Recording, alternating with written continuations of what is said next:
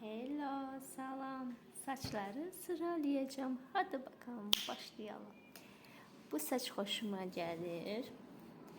Hem saç uzundur, hem mənim saçıma oxşuyur. Onun üçün də səni birə qoyuram.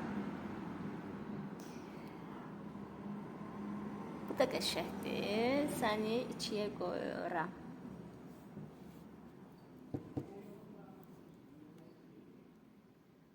Süper.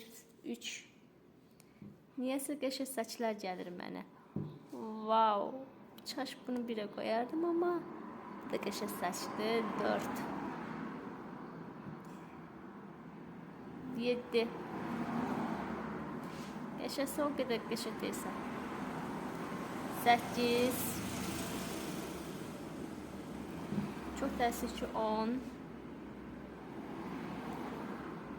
Qəşəngsən, süpersən. 5. 6.